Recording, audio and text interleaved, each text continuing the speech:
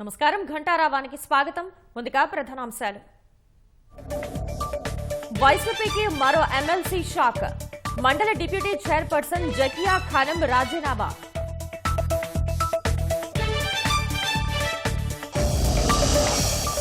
నేడు ఎన్టీఆర్ భవన్లో TDP polit bureau సమావేశం.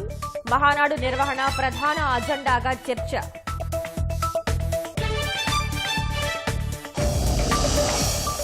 గోవిందప్ప బాలాజీని కోర్టులో ప్రవేశపెట్టనున్న పోలీసులు.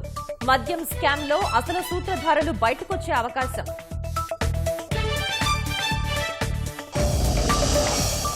కడప మేయర్ మెడకు కుటుంబ సభ్యుల అవినీతి ఉత్సు. పదవీచ్యుతుడిని చేసేందుకు సిద్దమవుతున్న సర్కార్.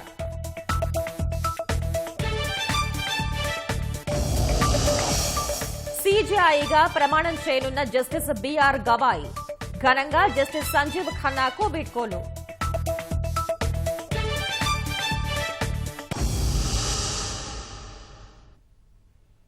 వైసీపీకి మరో ఎమ్మెల్సీ షాక్ ఇచ్చారు. మండలి డిప్యూటీ చైర్పర్సన్ జకియా ఖానం రాజీనామా చేశారు.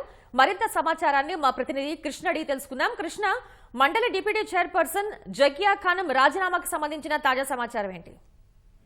శ్వేత, శాసన మండలి డిప్యూటీ చైర్పర్సన్ గా ఉన్న జకియా ఖానం తన ఎమ్మెల్సీ పదవికి రాజీనామా చేశారు. ఇప్పటి వరకు ఇలా చూస్తే గనక జకియా ఖానంతో కలిపి ఎమ్మెల్సీలుగా రాజీనామా చేసిన వారి సంఖ్య 6కి పెరిగింది. మొత్తం 6 కూడా వైసీపీకి సంబంధించిన ఎమ్మెల్సీలు రాజీనామా చేస్తూ వచ్చారు. ఏదైతే గత 11 నెలల నుంచి కూడా వైసీపీ అధికారం కోల్పోయాక తెలుగుకూటమి ప్రభుత్వం రాష్ట్రంలో అధికారంలోకి వచ్చిన తర్వాత నుంచి రాజీనామాల పరంపర అనేది ప్రారంభమైందని చెప్పాలి. తొలుత అటు బల్లి కళ్యాణ్ చక్రవర్తి కానీ, అలాగే కరి పద్మశ్రీ, మర్రి రాజశేఖర్, పోతుల సునీత, జయమంగళ వెంకటరమణ ఇలా 5 రాజీనామా చేశారు దశల వారీగా. ఏదైతే వైసీపీతో తాము వైసీపీలో ఉండలేకపోతున్నాం అంటూ ఆ పార్టీ విధి విధానాలు నచ్చకే రాజీనామా చేస్తున్నామని చెప్పి వారు బయటకు వచ్చి బహిరంగ ప్రకటన కూడా చేయడం జరిగింది. తర్వాత అప్పుడు రాజీనామా చేసినప్పటి నుంచి కూడా శాసన మండలి చైర్మన్ కి ఎట్టి పరిస్థితుల్లోనూ తమ రాజీనామాలు ఆమోదించాలని చెప్పి పలుమార్లు కలిసి విజ్ఞప్తి చేయటం, అలాగే శాసన మండలి సమావేశాలు జరిగే సమయంలో కూడా ఒత్తిడి తీసుకురావటం, ఆ రాజీనామాలు ఆమోదానికి జాప్యం జరుగుతుందంటూ చెప్పి కూడా వాళ్ళు ఒత్తిడి తీసుకురావడం వంటి పరిణామాలు చోటు చేసుకుంటూ వచ్చాయి. ఇప్పుడు తాజాగా జకియా ఖానం కూడా రాజీనామా చేయడంతో వైసీపీ బలం సాంకేతికంగా రాజీనామాలు ఆమోదు పొందకపోవడంతో శాసన మండలిలో బలం ఉన్నట్టు చూపిస్తున్నా సరే సాంకేతికంగా మాత్రం అక్కడ బలం అనేది పూర్తిగా తగ్గిపోతుందని చెప్పాలి. ఏదైతే అటు జగన్ విధి విధానాలు నచ్చకే ఆ పార్టీని వీడుతున్నామంటూ కూడా ఒక్కొక్క ఎమ్మెల్సీ కూడా చెప్తూ వస్తున్నారు. వీళ్ళు కూడా అప్పుడు కూడా జకియా ఖానం కూడా తాను రాజీనామా చేసిన దానిలో మనస్ఫూర్తిగా చేసిన రాజీనామాని తక్షణమే చైర్పర్సన్ ఆమోదించాలని చెప్పి కూడా విజ్ఞప్తి చేశారు. ఈమెకి వచ్చే ఏడాది జూలై వరకు కూడా పదవీ కాలం ఉంది. దీంతో అప్పటి వరకు 6 రాజీనామా చేసిన వారి సంఖ్య 6కి పెరిగింది. ఈ 6 రాజీనామాలు కనుక చైర్పర్సన్ ఆమోదిస్తే వాటికి ఉప ఎన్నిక త్వరలోనే వచ్చి ఈ ఖాళీలన్నీ కూడా భర్తీ కానున్నాయి. చేత ధన్యవాదాలు కృష్ణ.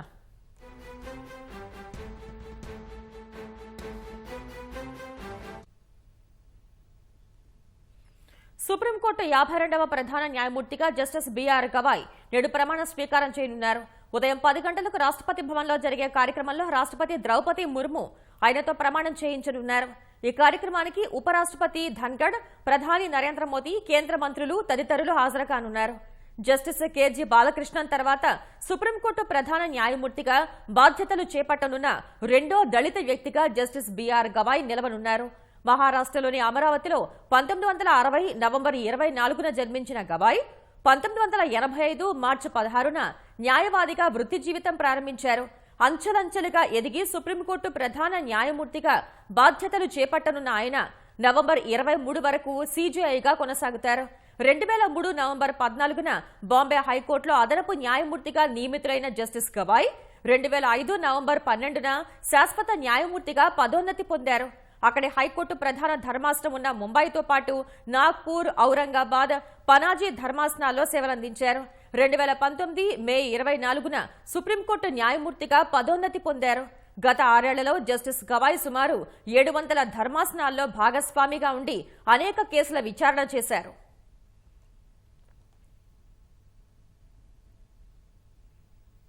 సీఎం చంద్రబాబు అధ్యక్షతన నేడు టీడీపీ కేంద్ర కార్యాలయం ఎన్టీఆర్ భవన్లో పార్టీ పొలిట్ బ్యూరో సమావేశం జరగనుంది. పసుపు పండుగ మహానాడు నిర్వహణే ప్రధాన అజెండాగా సమావేశం నిర్వహించనున్నారు. 3 రోజుల పాటు కడపలో ఈ వేడుకను ఘనంగా నిర్వహించాలని ఇప్పటికే నిర్ణయించారు. దాని విధి విధానాలపై నేడు పొలిట్ బ్యూరో కీలక నిర్ణయం తీసుకోనుంది. దీంతో పాటు పహల్గాం దాడి మృతులకు పొలిట్ బ్యూరో సభ్యులు నివాళులు అర్పించనున్నారు. ఇటీవల మరణించిన పార్టీ కార్యకర్తలు నాయకులకు కూడా సంతాపం తెలపనున్నారు.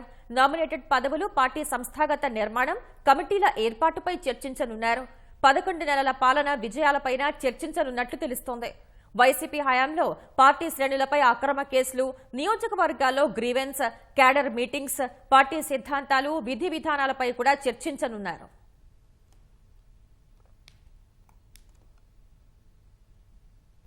వైసీపీ నేత కడప మేయర్ సురేష్ బాబుపై వేటు వేసేందుకు రంగం సిద్దమవుతోంది.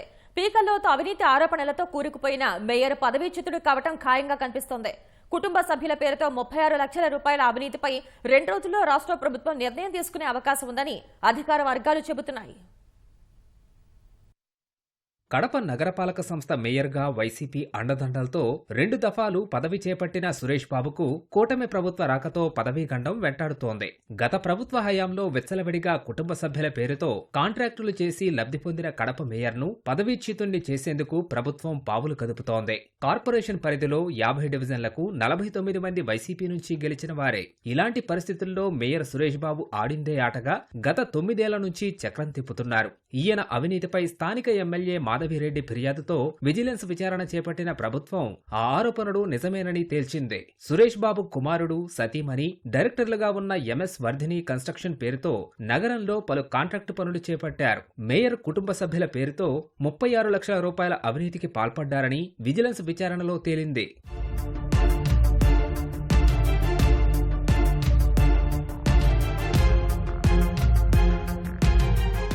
జీహెచ్ఎంసీ యాక్ట్ 1956 ప్రకారం మేయర్ పదవిలో ఉన్న వ్యక్తి కుటుంబ సభ్యుల పేరుతో గుత్తేదారు పనులు చేయించినా పదవిలో ఉండటానికి అనర్హుడని చట్టం చెబుతోంది. ఆ చట్టం ప్రకారమే మేయర్ సురేష్ బాబుకు 2 నెలల కిందటే ప్రభుత్వం నోటీసులు జారీ చేసింది. ఆయన హైకోర్టును ఆశ్రయించినా విచారణకు సహకరించాలని ధర్మాసనం ఆదేశించింది. ఈ నెల 9న మున్సిపల్ శాఖ ప్రత్యేక ప్రధాన కార్యదర్శి మేయర్కు షోకాజ్ నోటీసు పంపారు. ఈ మేరకు మంగళవారం విజయవాడకు వెళ్లి విచారణకు హాజరైన సురేష్ బాబు వివరణ ఇవ్వడానికి తనకు 2 వారాల గడువు కావాలని మున్సిపల్ శాఖ అధికారులకు లేఖ ఇచ్చారు. కానీ ఆయన లేఖపై అధికారులు ఎలాంటి స్పష్టత ఇవ్వలేదని తెలిసింది. మేయర్ అవినీతిపై స్పష్టమైన ఆధారాలు లభించడంతో జీహెచ్ఎంసీ యాక్టు ప్రకారం కడప మేయర్ సురేష్ బాబును పదవి నుంచి తొలగించేందుకు ప్రభుత్వం దస్త్రం సిద్ధం చేస్తున్నట్లు తెలుస్తోంది. అనంతపురం జిల్లా బుకరాయి సముద్రం మీదుగా నార్పలకు వెళ్తున్న ఆర్టీసీ బస్సులో చోరీ జరిగింది. రత్నమ్మ అనే మహిళ మెడలో 5 తులాల బంగారు గొలుసును గుర్తు తెలియని దుండగులు దొంగిలించారు. సమాచారం అందుకున్న పోలీసులు బస్సును ఆపి ప్రయాణికుల్ని తనిఖీ చేశారు. బస్సు ఎక్కే క్రమంలో తన బ్యాగ్ను వేరే వ్యక్తికి ఇవ్వగా వెనక నుంచి వచ్చిన మరొకరు తనను ముందుకు నెట్టారని, అప్పుడే తన గొలుసు పోయిందని బాధితురాలు చెబుతోంది. కేసు నమోదు చేసుకున్న పోలీసులు దర్యాప్తు చేపట్టారు. వచ్చి నిలబడితేనే ఎక్కించుకెళ్ళే కానీ పిల్లల్ని అందిస్తానా. ఏదో ఇట్లా బాబు పంజాబ్ డ్రెస్ బాబు వచ్చింటే ఆ బాబుకి బ్యాగ్ ఇచ్చినానా, బ్యాగ్ పైకి అందించినాడు. మగ పిల్లడు ఎవరు అందించినాడు. ఏం మా ముసలాయం మన అనుకోకుండా అట్లా నూకుతాడారా. ఓ పాప నూకేసింది బస్సుకి, మెడికల్కి కట్టుకునేటట్లే నూకేసింది. అప్పుడు ఇదికుందేమో అని నా డౌట్ సార్. అంతేను 5 తులాలు ఉంది సార్, $1,00,000 ఉంది. అనంతపురం కొనుక్కుంటూ పోతున్నాను సార్. అనంతపురం రూరల్ డెవలప్మెంట్ ట్రస్టును పరిరక్షించాలని విజయవాడలో అఖిలపక్షం తీర్మానించింది. పేదరిక నిర్మూలనకు కృషి చేసిన ఆర్డీడీకి కేంద్రం నిధులు నిలిపివేయటం సమంజసం కాదని ఆక్షేపించింది. విజయవాడ దాసరి భవన్లో ఆర్డీటీ పరిరక్షణ కోసం అఖిలపక్ష సమావేశం నిర్వహించారు. ఇందులో సిపిఐ, సిపిఎం రాష్ట్ర కార్యదర్శులు పాల్గొన్నారు. ఏనాడు కూడా నాకు తెలిసినంత వరకు ఒక అభ్యర్థికి మద్దతుగా గాని, ఒక పార్టీకి మద్దతుగా గాని వాళ్ళు ఎక్కడ పనిచేయరు. మొన్న కరోనా వచ్చినప్పుడు దానికి మతం రంగు పులిమి ఏదో మీరు ఒక దురుద్దేశాన్ని ఆపాదించి వారిపైన ఇట్లా చేయడం మాత్రం సరైనది కాదు. ఎందుకంటే ఇన్నేళ్లుగా వారు సేవ చేశారు. పార్టీలు దీన్ని చేస్తున్న తరుణంలో కేంద్ర ప్రభుత్వం పైన ఒత్తిడి తెచ్చి మనం దీన్ని నిలబెట్టుకునే పద్ధతుల్లో చేయాలి. ఇప్పుడు బ్యాంకు అకౌంట్స్ కూడా ఫ్రీజ్ చేసేసారు. కార్యక్రమాలు ఏం జరగవు, నడుస్తున్నటువంటి స్కూళ్ళు, ఆసుపత్రులు, ఈ మంచినీటి పథకాలు, వీటన్నిటి యొక్క పరిస్థితి ఏమిటి? అనంతపురం జిల్లానే కాదు, అనంతపురం జిల్లాలో చాలా విస్తృతంగా చేస్తున్నారు, రాష్ట్రంలో చేస్తున్నారు, తెలంగాణలో చేస్తున్నారు. ఈ రకంగా వాళ్ళ కార్యకలాపాలన్నీ కూడా విస్తృతం అయ్యి ప్రజలకి ఉపయోగపడే రీతిలో చేస్తా ఉన్నారు. కానీ ఎవరో ఒకరు సహాయం చేశారన్న దాన్ని మనీ లాండరింగ్ కింద చూపెట్టి, వాళ్ళకి ఇష్టం లేని అన్ని కూడా ఈడీని ఉపయోగించి మనీ లాండరింగ్ కేసులు పెట్టి జైల్లో తోయటం, వాళ్ళని నిషేధించడం, వాళ్ళని ఇబ్బందులు పెంచేయడం అనేది ఈరోజు ఆర్ఎస్ఎస్ కేంద్ర ప్రభుత్వం యొక్క ఒక కల్చర్ కింద మారిపోయింది. ఈతకెళ్లి 15 ఏళ్ల వయసులోపు 5 బాలురు చనిపోయారనే వార్తతో వైఎస్ఆర్ జిల్లా ఉలిక్కిపడింది. ఆడుతూ పాడుతూ తిరగాల్సిన పిల్లలు చెరువులో పడి చనిపోవడంతో తల్లిదండ్రులు తీవ్రంగా విలపించారు. బ్రహ్మంగారి మఠం మండలం మల్లేపల్లిలో ఈ దుర్ఘటన జరిగింది. సెలవులని ఆడుకోవడానికి బయటికెళ్లిన పిల్లలు సాయంత్రమైనా ఇంకా ఇంటికి రాలేదని వెతకడానికి వెళ్లిన తల్లిదండ్రులు. ఇంతలోనే చేదు వార్త. 5 బాలురు ఈతకెళ్లి మృతి చెందారని తెలిసి ఆ తల్లిదండ్రుల గుండె పగిలింది. వారి ఆక్రందనలు ఆకాశాన్ని తాకాయి. ఈ విషాద ఘటన వైఎస్ఆర్ జిల్లా బ్రహ్మంగారి మఠం మండలం మల్లేపల్లెలో జరిగింది. గ్రామానికి చెందిన 7 బాలురు సరదాగా ఈత కొడదామని మల్లేపల్లె చెరువు వద్దకు బయలుదేరారు. అయితే వారిలో 2 మార్గమధ్యలోనే వెనుతిరిగారు. 5 మాత్రం చెరువులోకి దిగి గల్లంతయ్యారు. చుట్టుపక్కల ఎవరూ లేకపోవడంతో చెరువులోనే ప్రాణాలు వదిలేశారు. చీకటి పడుతున్నా పిల్లలు ఇంటికి రాలేదని కుటుంబ సభ్యులు, బంధువులు వెతుకులాట మొదలుపెట్టారు. ఈ క్రమంలో చెరువుగట్టుపై దుస్తులు, చెప్పులు కనిపించడంతో పోలీసులకు సమాచారం ఇచ్చారు. రంగంలోకి దిగిన పోలీసులు, అగ్నిమాపక సిబ్బంది గజ ఈతగాళ్ల సాయంతో గాలింపు చర్యలు చేపట్టారు. మంగళవారం రాత్రి 10:30 సమయంలో 5 మృతదేహాలను వెలికితీశారు.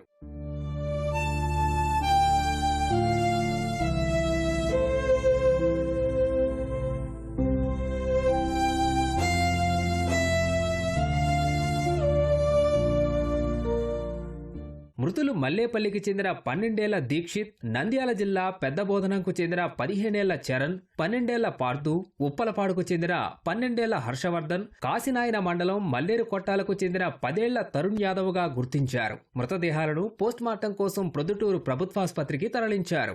ఆడుకోవడానికి వెళ్లిన పిల్లలు మృతదేహాల్లా కనిపించడంతో తల్లిదండ్రులు కన్నీరు మున్నీరుగా విలపించారు. సరిహద్దుల్లోని పరిస్థితులపై ప్రధాని నరేంద్ర మోదీ సోమవారం చేసిన వ్యాఖ్యలు రెచ్చగొట్టేలా ఉన్నాయని పాకిస్తాన్ అభ్యంతరం తెలిపింది. మోదీ చేసిన ప్రసంగాన్ని విమర్శించినప్పటికీ కాల్పుల విరమణ ఒప్పందానికి కట్టుబడి ఉంటామని పాక్ పేర్కొంది. ఈ మేరకు పాకిస్తాన్ విదేశాంగ శాఖ సుదీర్ఘ ప్రకటనను విడుదల చేసింది. ప్రాంతీయ శాంతి సుస్థిరతల కోసం అంతర్జాతీయంగా ప్రయత్నాలు జరుగుతున్న వేళ ప్రధాని వ్యాఖ్యలతో పరిస్థితి ఉద్రిక్తంగా మారే అవకాశం ఉందని తెలిపింది. భారత్తో కుదిరిన కాల్పుల విరమణ ఒప్పందానికి తాము కట్టుబడి ఉన్నామని చెప్పింది. నిరాశ నిస్పృహలతో తాము కాల్పుల విరమణను కోరుకున్నట్లు చెప్పడం పచ్చి అబద్ధమని పాక్ వ్యాఖ్యానించింది. రాబోయే రోజుల్లో భారత చర్యల్ని తాము దగ్గర నుంచి గమనిస్తూ ఉంటామని పాక్ తెలిపింది. జమ్మూ కశ్మీర్ సమస్యకు శాంతియుత పరిష్కారం లభించాలని పాకిస్తాన్ పేర్కొంది. ఉద్రిక్తతల తగ్గింపు, ప్రాంతీయ స్థిరత్వం కోసం అవసరమైన చర్యలు తీసుకుంటామని తెలిపింది. భారత్ పాకిస్తాన్ మధ్య ఉద్రిక్తతలు పెరగకుండా కాల్పుల విరమణ ఒప్పందం కుదరటంలో తమ పాలనా విభాగం మధ్యవర్తిత్వ పాత్రను విజయవంతంగా పోషించిందని అమెరికా అధ్యక్షుడు డొనాల్డ్ ట్రంప్ పునరుద్ఘాటించారు. ఇరు దేశాల మధ్య అణు యుద్ధం జరగకుండా నిలువరించిందని తెలిపారు. 4 రోజుల పశ్చిమాసియా పర్యటనలో భాగంగా సౌదీ అరేబియాలోని రియాద్లో జరిగిన సౌదీ అమెరికా పెట్టుబడుల ఫోరం సమావేశంలో ప్రసంగించిన ట్రంప్ మళ్లీ పాత పాటే పాడారు. శత్రుత్వాన్ని విడిచిపెడితే వారితో అమెరికా భారీ ఎత్తున వాణిజ్యాన్ని చేస్తుందని ప్రతిపాదించిందన్నారు. తన ప్రారంభోపన్యాసంలో చెప్పినట్లు శాంతి పరిరక్షకుడిగా, ఐక్యతావాదిగా ఉండాలి అన్నది తన ఆశయమన్నారు. ఇరు దేశాల మధ్య ఒప్పందం కుదిరేందుకు వాణిజ్యాన్ని ఉపకరణంగా వినియోగించారని ట్రంప్ చెప్పారు. అంతా నిలిచిపోయిందని, అది అలాగే కొనసాగాలని ఆశిద్దామని ట్రంప్ వెల్లడించారు. గూఢచర్యానికి పాల్పడుతున్నారు అనే అభియోగంపై ఢిల్లీలోని పాకిస్తాన్ హైకమిషన్ కార్యాలయ అధికారి ఒకరిని భారత్ బహిష్కరించింది. ఆయన్ని అవాంఛిత వ్యక్తిగా ప్రకటించి 24 గంటల్లోగా భారత్ వీడి వెళ్లిపోవాలని గడువు విధించింది. తమ నిర్ణయాన్ని తెలియజేస్తూ భారత్లో పాకిస్తాన్ వ్యవహారాలు పర్యవేక్షిస్తున్న అధికారికి విదేశాంగ శాఖ లేఖ రాసింది. పాకిస్తాన్తో కాల్పుల విరమణ కొనసాగుతున్న వేళ భారత్ అనూహ్య నిర్ణయం తీసుకుంది. పాక్ అధికారిపై అభియోగాలు ఎలాంటివి అనేది మాత్రం వెల్లడించలేదు. పంజాబ్ పోలీసులు విచారణ చేపట్టిన ఒక గూఢచర్య కేసుతో ఇది ముడిపడిందని మాత్రం తెలుస్తోంది. సైనిక కదలికలకు సంబంధించిన రహస్య సమాచారాన్ని, ఛాయాచిత్రాలను పాక్ నిఘా సంస్థకు చేరవేస్తున్నందుకు అమృత్సర్ గ్రామీణ పోలీసులు ఇటీవల అరెస్ట్ చేశారు. అటు పాకిస్తాన్ కూడా పాక్లోని భారత హైకమిషన్ సిబ్బంది ఒకరిని అవాంఛిత వ్యక్తిగా ప్రకటించి దేశం నుంచి బహిష్కరించింది. 24 గంటల్లో పాక్ను విడిచి వెళ్లిపోవాలని ఆ దేశ విదేశాంగ శాఖ వెల్లడించింది. మండే ఎండలతో అల్లాడుతున్న ప్రజలకు వాతావరణ శాఖ చల్లని కబురు అందించింది. నైరుతి రుతుపవనాలు ఈ నెల 27న కేరళను తాకనున్నట్లు అంచనా వేసింది. సాధారణంగా ప్రతి ఏడాది జూన్ 1న నైరుతి రుతుపవనాలు కేరళను తాకుతాయి. 2009లో రుతుపవనాలు మే 23న కేరళలోకి ప్రవేశించాయి. ఆ తర్వాత నైరుతి రుతుపవనాలు కేరళను ముందుగా తాకటం ఇదే మొదటిసారి కానుంది. ఇప్పటికే రుతుపవనాలు దక్షిణ బంగాళాఖాతం, దక్షిణ అండమాన్ నికోబార్ దీవులు, ఉత్తర అండమాన్లోని కొన్ని ప్రాంతాలకు విస్తరించాయి. ఆయా ప్రాంతాల్లో అనుకూల పరిస్థితుల కారణంగా రాబోయే రోజుల్లో ఎక్కువగా వర్షాలు కురిసే అవకాశం ఉన్నట్లు వాతావరణ విభాగం తెలిపింది. 72వ మిస్ వరల్డ్ పోటీల కోసం హైదరాబాద్ కు చేరుకున్న 109 దేశాల ముద్దుగుమ్మలు 4 శతాబ్దాలకు పైగా చరిత్ర కలిగిన చార్మినార్ వద్ద సందడి చేశారు.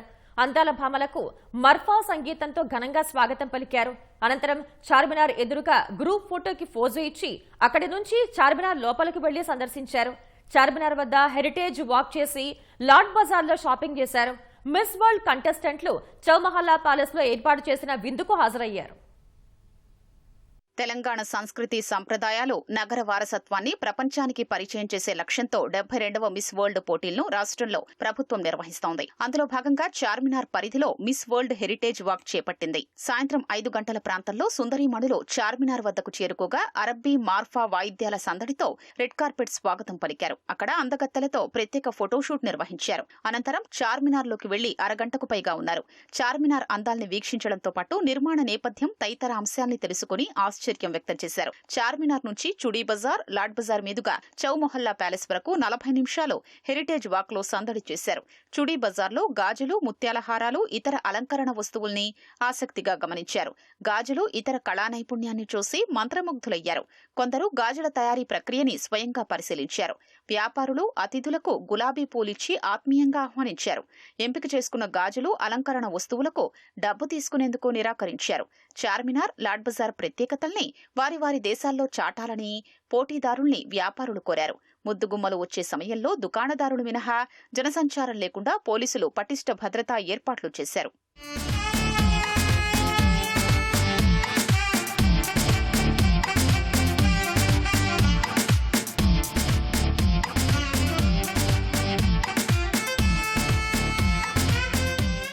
హైదరాబాద్లోని చారిత్రక చౌమొహల్లా ప్యాలెస్ లో మిస్ వరల్డ్ పోటీదారులు సందడి చేశారు. నిజాం వంశస్థుల రాజసింహాసనం, సైనిక సామాగ్రిని ఆసక్తిగా తిలకించారు. ఈ చారిత్రక కట్టడం, ఇతర నిర్మాణాలపై రాష్ట్ర ప్రభుత్వం రూపొందించిన వీడియోను వీక్షించారు. హైదరాబాద్ వంటకాల్ని రుచి చూశారు. విద్యుత్ దీపాలతో ధగధగా మెరిసిపోతున్న ప్యాలెస్ ను చూస్తూ మైమరిచిపోయారు. 72వ మిస్ వరల్డ్ పోటీలకు ఆతిథ్యమిస్తున్న తెలంగాణ ప్రభుత్వం పోటీదారులకు మంగళవారం రాత్రి చౌమొహల్లా ప్యాలెస్ లో ప్రత్యేక విందు ఏర్పాటు చేసింది. కంటెస్టెంట్లతో పాటు ఒక్కో రంగం నుంచి 10 నుంచి 15 మంది చొప్పున సుమారు 300 మందిని ఆహ్వానించింది. ప్రస్తుత Miss World Krystyna Pyszkova, Miss World CEO Julia మోర్లేతో పాటు పోటీల్లో పాల్గొంటున్న ముద్దుగుమ్మలు హాజరయ్యారు. సాయంత్రం వేళ హిందుస్థానీ షహనాయి సంగీత వాయిద్యాలతో వీరికి స్వాగతం లభించింది. పాత బస్తీ సంస్కృతి సంప్రదాయాలు తెలిపే నృత్య రీతులతో మహిళలు ఆహ్వానం పలికారు.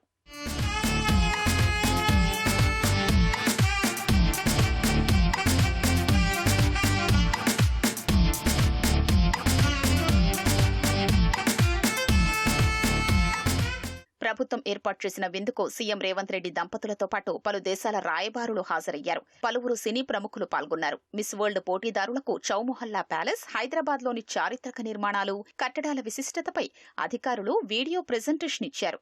ప్యాలెస్ లో ఏర్పాటు చేసిన ఫోటో ఎగ్జిబిషన్ తిలకించారు. నిజాం వంశస్థుల రాజసింహాసనం, వారు వాడిన వస్తువులు, సైనిక సామాగ్రి, వంట సామాగ్రిని ఆసక్తిగా గమనించారు. పసందైన హైదరాబాదీ వంటకాలతో ఇచ్చిన విందును కంటెస్టెంట్లు, ఆహూతులు ఆస్వాదించారు. వంటకాలన్నీ చాలా బాగున్నాయన్నారు.